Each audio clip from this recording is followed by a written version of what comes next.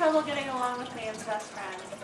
Does he or she make it hard for you to keep a clean house, relax, or have company come over? I used to be in your shoes before I learned ways to handle, train, reward, and reprimand my dog. There are quite a few lessons that you both can learn to form a virtually stress-free bond that you want with your canine. With time, patience, and applying the knowledge you're about to learn, and I'm going to pass on to you, I can guarantee you and your dog will get to that ultimate goal. You might be quite unfamiliar with dog training and possibly the types of behavior that should cue with you and with him or her. Some of the common undesirable behaviors include jumping on people, chewing on household items or your shoes, making messes on your floor, continuous barking, and food aggression. A well-trained dog should not exhibit any of these behaviors and obey its master on command. You might be thinking to yourself at this point that, yeah, well, I wish I had a dog that just behaved like that, but that's never going to happen. If this is you, I can tell you that no dog is a lost cause and can be trained well. Dogs that exhibit these behaviors, says pedigree.com, are classified as good dogs, sitting or doing other tricks on command, coming when called, being house trained, and doing its business outside instead of on your floor, and chewing on only the toys it's given. So, how is this good dog behavior achieved? First, you need to establish training time that will fit into your daily schedule. Doing this as part of your dog's daily routine will not let your dog forget its training and eventually will form desirable behaviors. It is recommended that you train daily and in short sessions. Train for 10 minutes, then play for 15 minutes, then go back to training for 10 more minutes, so you keep their attention. I advise you to practice the same trick repetitively until they have it ingrained in their memory. Once it's a learned behavior, you only have to perform it from time to time. You don't have to do it every single day. Next, you can develop voice commands to go along with your tricks. This allows your dog to easily associate a noise you are making with your mouth and put it to a certain task you want them to do.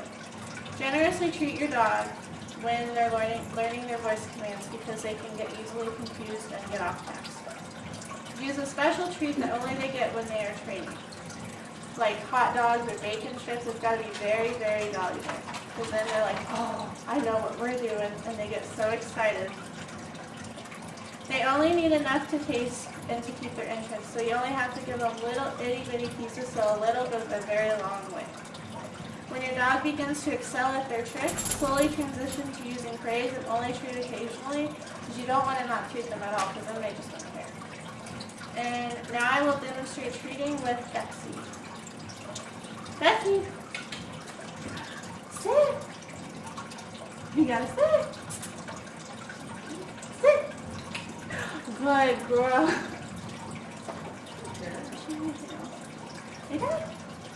Oh, good girl.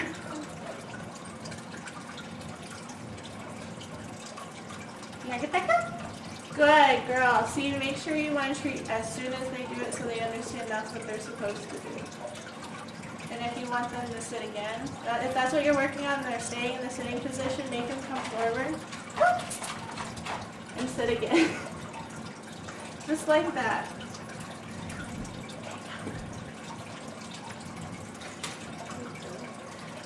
On occasion, these techniques will have moderate to very little effect on your dog's behavior. If that is the case, there are more intensive solutions to this problem. To determine what avenue to take, you must access the source of the problem. Ask yourself the following questions. Is it something I'm doing wrong? Is it the pet's bad behavior too frequent for training that I'm able to give at home? According to perfectcause.com, if you answered yes to the first one, you may be accidentally rewarding for bad behaviors unintentionally. When you hear your dog whining, obviously you want to go check on him and give him attention like, oh, what's wrong? But that just makes them think, oh, when I whine, I get attention, so I'm going to just do that. And so they'll just keep whining.